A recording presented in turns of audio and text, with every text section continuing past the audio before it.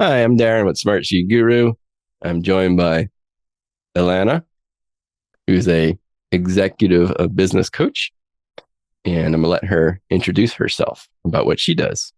Thanks, Darren. It's nice to be here. Yes, I am Alana Levinson, and I call myself a peak performance builder. I've been coaching for almost 20 years. I've swum in two lanes, working with entrepreneurs as well as corporate teams, leaders. But these days, I'm focusing more on entrepreneurs, and especially one of my favorite industries to work in, which is construction. So I love helping teams and leaders be more productive, collaborative, successful, and help business owners scale their businesses. So happy to be here. That's great. Yes, I tend to attract a lot of clients in the construction industry and related industries too. So that made it even more interesting for me to talk with you with your experiences. The main thing I wanted to talk to you about that's of interest to me and to my audience is how do we increase solution adoption? So many times I work with clients and they have this great idea for this to build out a tool, a digital tool, and improve a process or make something more efficient. And we go through this whole effort of building it, and then it falls flat. It doesn't get that adoption throughout the organization. And there's a lot of reasons for that. And I think we see a lot of the same reasons. And I want to get your professional opinion and perspective on how we can better drive that solution adoption. Yeah, there are many reasons why that happens, and it could be different depending on the environment, the team, the leader, and how it's introduced. So it might not be the same reason for everyone, but one thing I see that comes up is, for example, the leader might say, "We need to create this solution," and there's a real reason for it, and so they invest time and money into developing the solution or coming to a subject matter expert solution provider like yourself.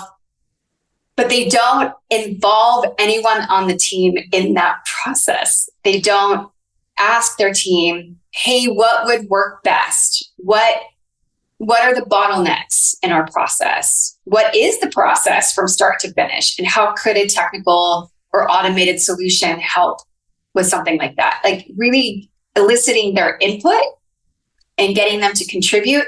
And therefore, even at that stage of the game, if they were to participate in it, you already have buy-in. Whereas if you, as the leader, think, "Oh, I want to create the solution," and even though there might be a valid reason for it, if you don't involve people even that early on, by the time it gets created, and then you say, "Here you go, start using this," how much did they even know that you were doing this behind the scenes? How much did you engage them? How much did you share your excitement about it, or give them the heads up that it was even coming, and why? And what's the why? Like, why are you implementing it? So that's one thing that comes to mind. What are your thoughts about that? Yes, I see that a lot. So many times I'm engaged with either an owner of a company or a leader at the company, a manager, and they have this idea of how the process should work or how it does work, but they're very disconnected from how it works, say, out in the field. And so then that's exactly what happened. We build this tool, and then we bring it to their employees, and we hear about how that's not how we do things, right?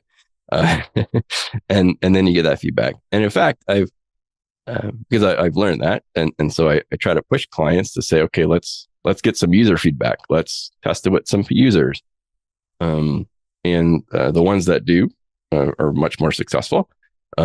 But sometimes there's very much this idea that I'm the owner or I'm the manager, I know everything, and I don't need their input. In fact, I even mentioned this in my second book on Smartsheet on solutions architecture, that to really get that buy-in initially from all the users of the tool. Yeah, well, and let's say that you are introducing a new structure or a new way of doing things that could, in the end, be helpful or more efficient. Again, if you don't involve them or you don't allow them to contribute, or if you're not fully aware of the process that those that are doing the work are, and then their immediate reaction is like, well, we don't do it that way, they're not going to be open to doing it a different way, even if it might be more efficient. But, often, just whether it's a solution or not, sometimes I notice that leaders will solve problems, but they're solving the wrong problem. They're not actually solving the right one. And it's completely disconnected, like you said, to the outcome that they were hoping for. And sometimes I see too, when a solution is launched, there's some people in an organization who would like to see it fail for one reason or another. Where it just seems that way, because they're very, very resistant. And no matter how much it's asked of them to use the tool, they continue to go around the tool and try to circumvent it. And really, really cause problems that way. It's a form of sabotage. And I think the reason that people do that sometimes, my guess is, at least things from I've observed, is, oh, see, if this doesn't work out, it's not what I would have done, but no one asked me, right? And so they kind of get to be right. And then they get to do it the way that they like to do it. So again, if you're not priming your leaders or your teams or people that are actually going to be utilizing whatever solution has been created, then yeah, you never know. Those things will also show up early on. If you get in there the way that you need to, you'll start to notice if there is someone that will, willingly, knowingly, or it's subconscious, they don't even realize that they're doing it, sabotage the project, and then you can get ahead of it and put a stop to it. So if you were helping out to do that initial, like selling a solution or getting that buy-in for a solution, what are some things that you would do? Would you just start soliciting feedback from all the users, or would you have a more formal process, or would you try to coach the leaders and the ultimate users of the tool at the same time, explain clearly what the purpose of the change is, or how would you really approach that? You just listed off, I wish I wrote all of them down. Everything you said was, depending on the scenario, you may not have to do all of them. Like, for example, I think one of the things that you said is coming up with like a formalized process. You may not need to do that, or by just being more structured about how you approach it, it could feel formal, but it's just a formalized plan. It's just a structured plan. And that you're really making sure that nothing falls through the cracks, and that every step of the way, you're going to be successful in the end, right? So it could be really identifying and making sure you're clear on process. Okay, I'm going to write these down while I'm talking so I don't miss anything. So clear on process, right? I would find out who is involved in that work and what are all the different perceptions. I would look at what are the tools that they're using now. What do they like about them? What do they not like about them? What is working? What's not working? Because it might mean replacing something. It might mean taking a solution you already have and building it out. It might be integrating with Smartsheet. So technically, you would know more about that than I would in terms of the technical aspect of it. And then it's really asking them, where are the bottlenecks? What are the pain points? Where do things get held up? What's frustrating for you? What is something where if we streamline this more, if we made it more efficient or we did it faster, would have a big impact on you as a team, you as an individual, on the work that we do. asking those kinds of questions. You could do it in a survey format. That's actually, to me, a little less formal and also a tiny bit disconnected, but it also depends on the environment and, who you're surveying in essence. Whereas if you actually go to a couple of people and have some 20-minute conversations with them about it, you could gain a lot of insight from that. Like as a coach, if I'm working with a team, yes, I'm connecting with the leader prior to a workshop, right? But sometimes I build in actually doing interviews with the team members. And then I share the themes and the feedback from that with the leader, because I might get insight from those interviews that the leader can't even see because he or she is either disconnected or they're not in it in the same way that the team is. So doing interviews and just, talking to people to find out and being structured in the same questions. Make sure you ask the same questions of everybody so there's consistency. And then if you see there's opportunity to ask a unique question because of something that someone shared, right? You could also do focus groups. You could do a focus group in a certain area and find out about, the utilization or the user experience of particular tools, and find out would it be better to completely replace this or do an integration or change the whole process completely, both in the way that it's done as well as the tool that we actually use to do it. So there's all kinds of creative ways to engage a team in that. And then once you get past that stage, then it's about developing it. And through the process of that, I would actually suggest having 1 or 2 people on your team be a part of that. So you're not the only one doing it. Now this helps with up-leveling people, developing them professionally, delegation. They can now feel what it's like to actually take over or be a participant on a project and have a higher level of responsibility, as well as be a contributor to it. And so there's a bunch of win-wins and positive aspects there. So I'll stop there for a moment because I think I just said a lot, but I have a lot more suggestions too. So what are your thoughts about what I've shared? Yeah, in my experience, doing those interviews with the users has been really the best, in my opinion. I've gotten a lot out of those, and it's usually a lot less formal. But just asking them those questions of what do you do now and how can we make it better, and then giving them a couple options sometimes of you can do it this way or this way. Gets that, because I don't always have the best idea of I'm not doing that job every day. And so I have some ideas about how to make it better, but until I present them a couple options, I don't know which is the best.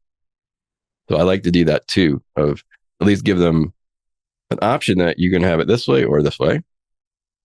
And then that allows them to feel more engaged with the solution and feel like they really had a part in it, which they did. And I'm curious, when you work with clients and you're developing a solution for them, are there different stages to the development where you do involve the team to kind of check in with them? Are we on the right track? Do we need to tweak this or add this? Yeah. Yeah, I like to do that. It's not always possible if the leaders really isolate you from those users. But see, and that's such a missed opportunity, that if a leader wasn't open to that, again, it's like you could develop it, execute on it, and then something got missed.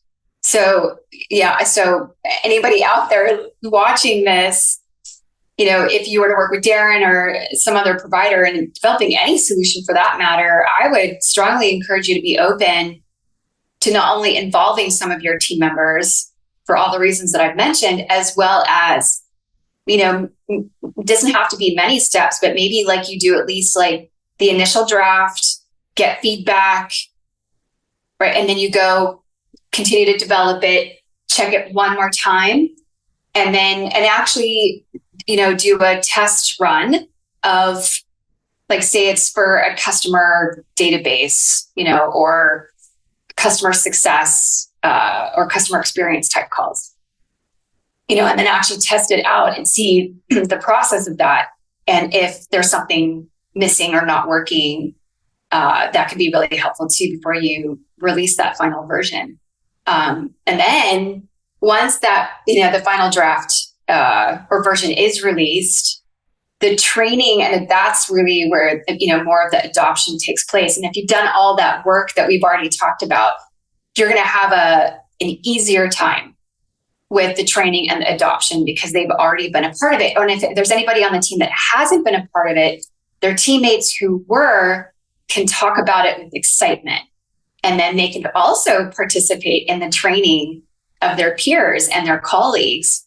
And again, further development opportunity for them, so, and then when you share it with them and the rollout of it, to have the rollout of it also be structured in terms of, here's we're going to do, a week or two of a small run of it, and then we're going to roll it out across the board.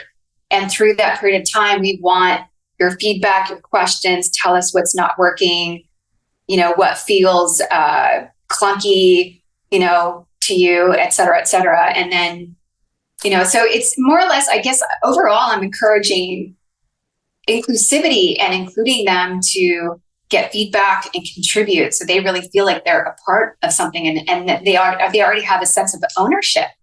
Yeah, that all makes sense. And that's what I see. I think backing up a little bit to the beginning of our project, sometimes there's not that clear vision even of what they want. And been trying to push clients to give me that clear vision because it's hard to build a tool when you don't have the clear vision.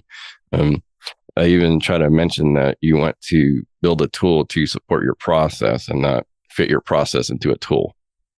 Yes. Yeah. That's a great way of putting it. Yeah. Super important. So what else, I'm curious, what else are you seeing for leaders of teams, either things that you think are missed opportunities or frustrations that they have? As a business owner yourself and as a solution provider, or the fact that you have this really great tool and unique way to approach it to really help companies in specific industries like construction, for example. Like, what are you seeing in terms of the construction space and the departments that are utilizing your services, and what are their bottlenecks or obstacles or areas where they get hung up? A lot of in the construction side, they're coming to me for transitioning from paper to digital record keeping, like time cards. I worked with, one company that's been using, paper timesheets still, and where the foreman goes around and gets everyone to sign it.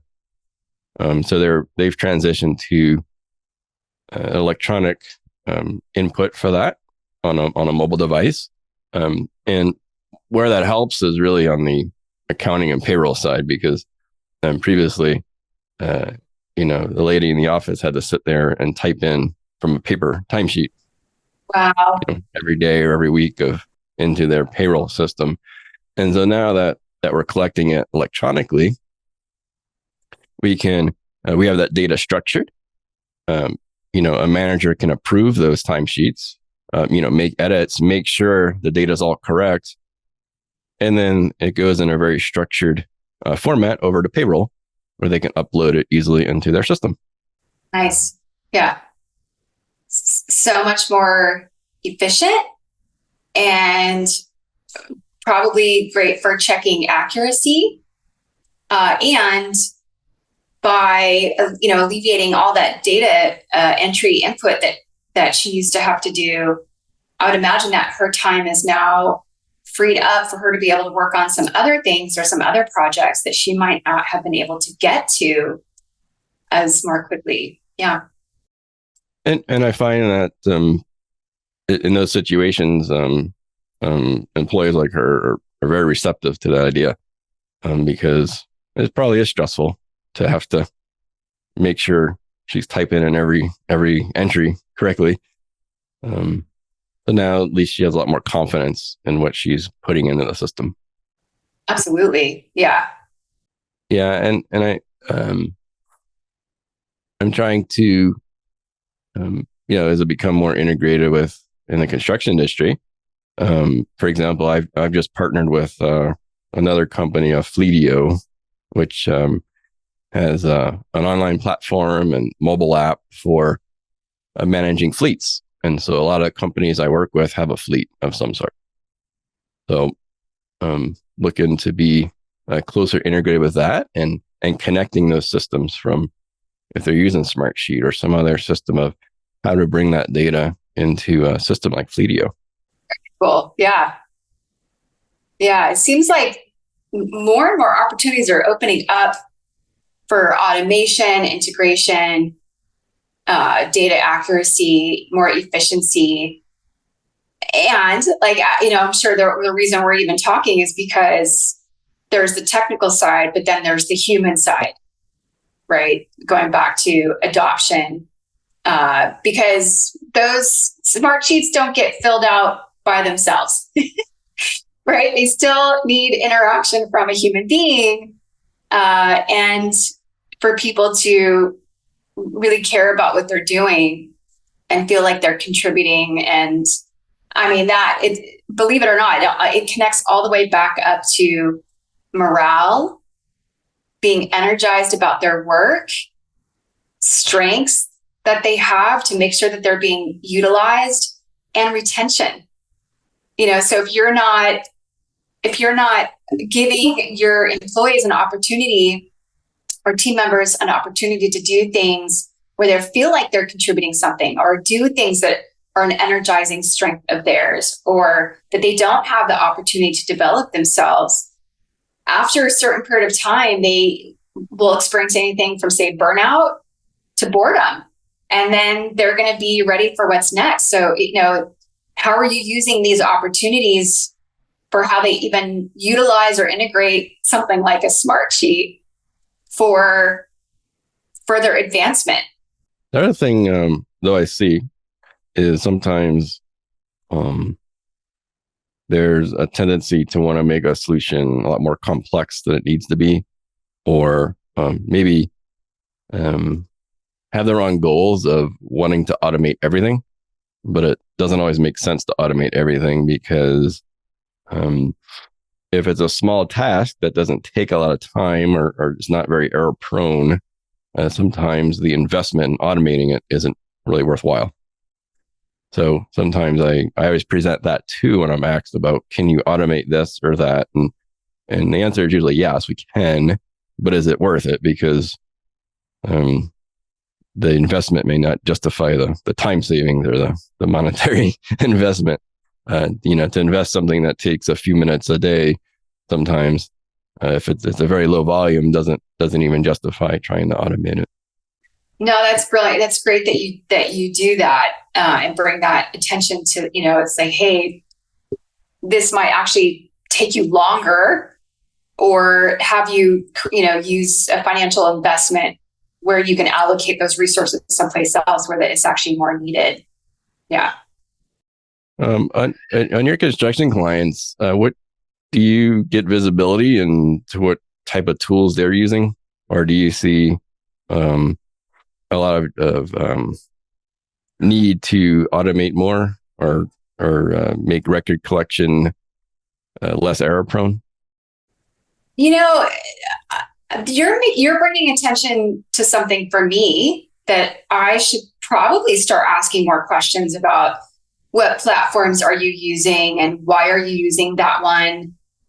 What is it? How is it helping not only for the work and efficiency, but also the productivity for your team as a whole? Because I will often talk with leaders about that. So I don't, although I'm coaching a senior leader at a global cement company right now. And he has shared with me a big part of what he does in his area is safety.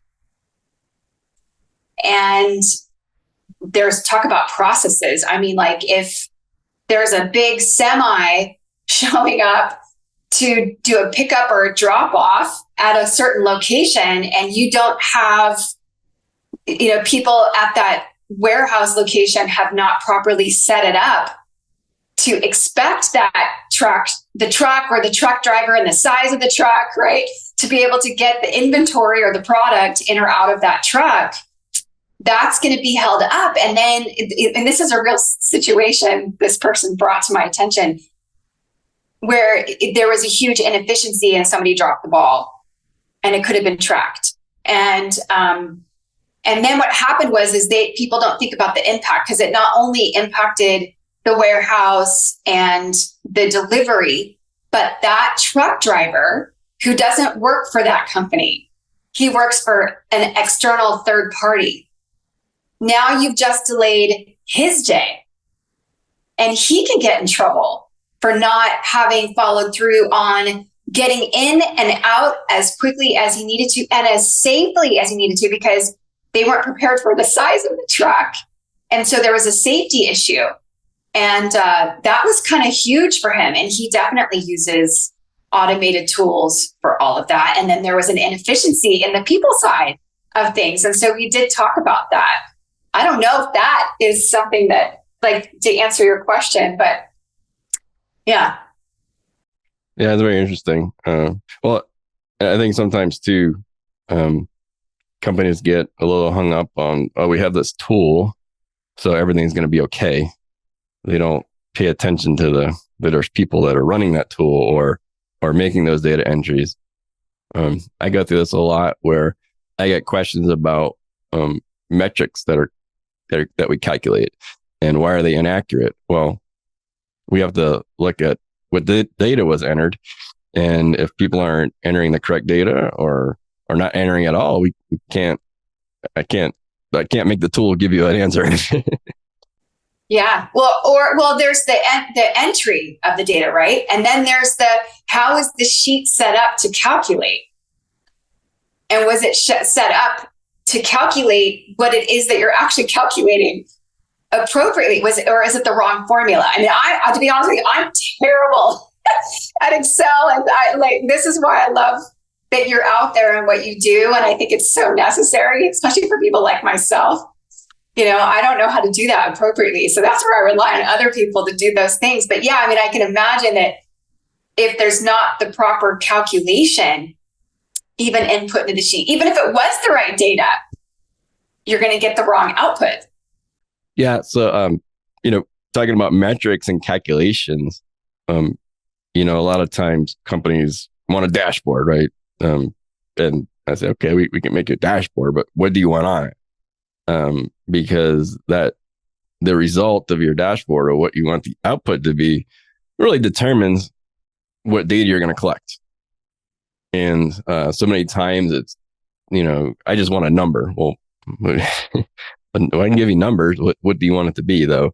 We already have to understand the purpose of calculating that number, and then how that's going to be used in decision making. And so sometimes there's that disconnect of, well, I have to give something to this executive level, but they don't really know what they want. They just say, I'm just going to give them data, right? Well, the executive level doesn't just want data; they want actionable data. So, I think probably from your perspective, you would probably coach not just at the executive level, but get the executive level and lower the middle management to communicate clearly about what the expectations they have for how to report the data to them. Was that correct? Yes. Well, yes. And I work with business owners, entrepreneurs.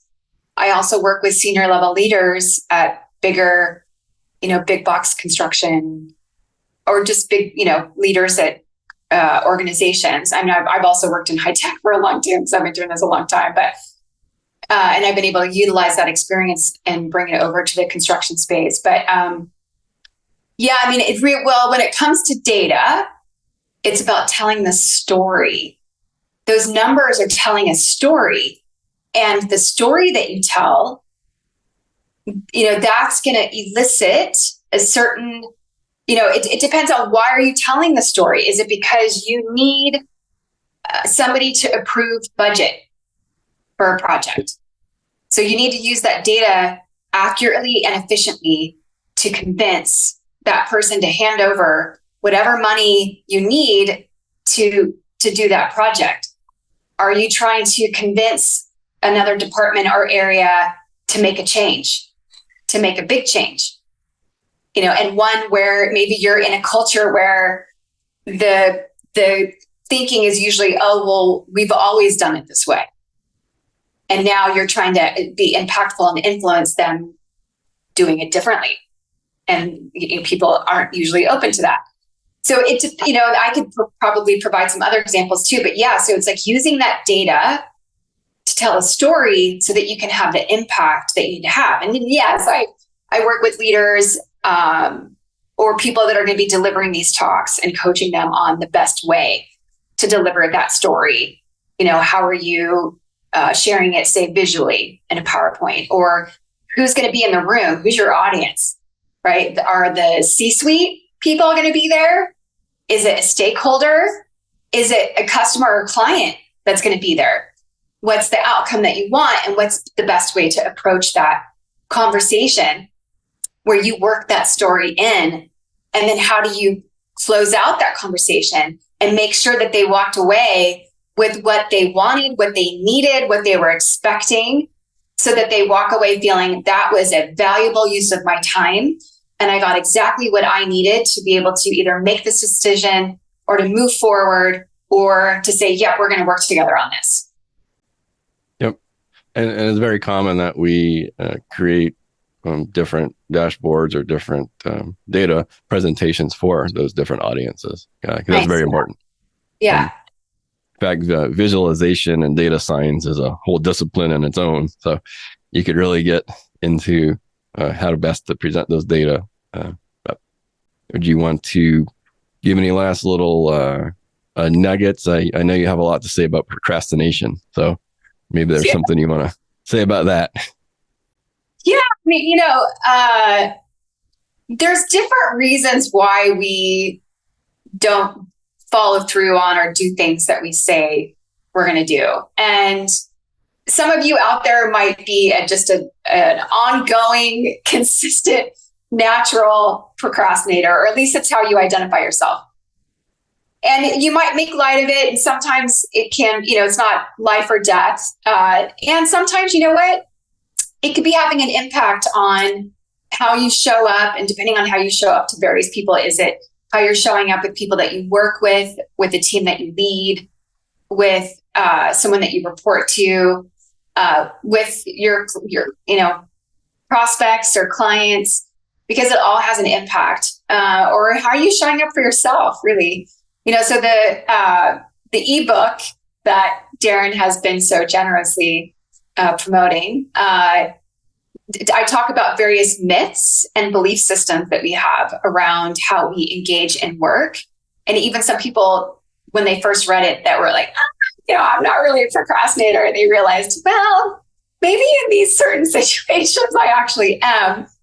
And there can be easy tweaks or changes that you can make in how you approach things. And then, if there's something deeper, like if it's a fear or a self-doubt or a lack of confidence or a lack of identifying process and really strategically outlining and mapping, because you might find you're not a procrastinator at all. You just might find that you're consistently finding yourself in situations where there are other bottlenecks and you just haven't figured out quite yet how to identify them.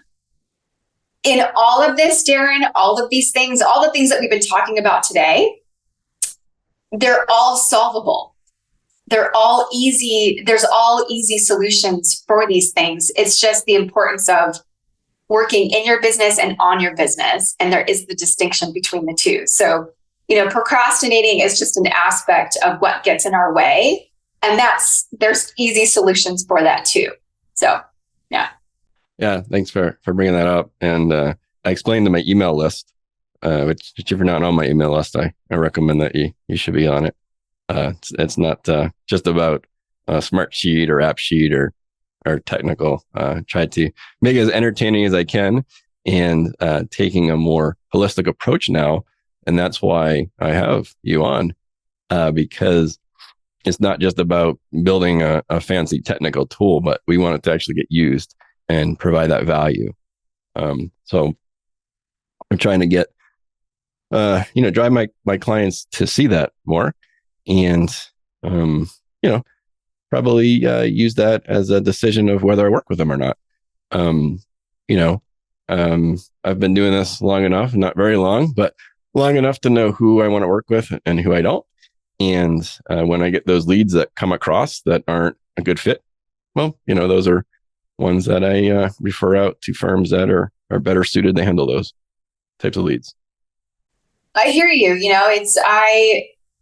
I love working with leaders, to further team engagement, build trust, develop their teams, grow their organizations. I also love working with entrepreneurs to help them scale their business. That said, I don't like to work with leaders, or the kind of leader who doesn't want to work on themselves is not a good fit for me. The only leaders that are a good fit for me are the ones that see how they are part of the equation, and how by working on themselves and developing their own leadership, and how they can do things differently, can have an even bigger impact. So I love that you are thinking about even your unique area of expertise in a much broader sense from a business coaching point of view, because you're getting them to think more broadly about, it's not just about just creating a tool.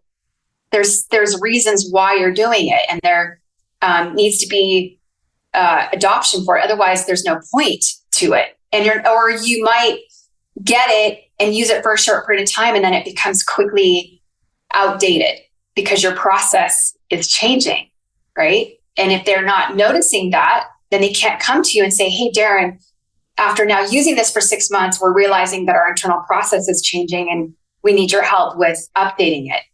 That's huge, So I love that you're working with business owners and leaders who are incorporating Smartsheets and these tools and getting them to think about it in a more broader sense. And sometimes when we do that initial rollout of a tool, it really exposes a lot of other problems in the business that they didn't even know about. Right. And so then that brings up more opportunities to fix that. I think that we'll probably wrap up our conversation for today. Okay. Really appreciate your time and coming on. Well, thank you for having me on and getting to speak to your audience. And if there's anything else I can do to support your audience to, think more broadly about these other aspects, integrating their Smartsheet tools, I'd love the opportunity again. So thank you. Yep. And thank you for joining us. I think I got something out of this discussion, and sure everyone else will. And look forward to continue to working together.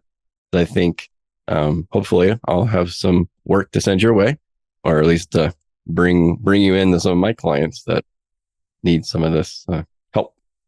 Yeah. And in that, the link that you shared, not only can you download the ebook, but if you scroll further down, there's more information about my ProBuild Accelerator coaching program, and book a call. And let's see if, this is a fit, and then we'll figure out a program that can work for you.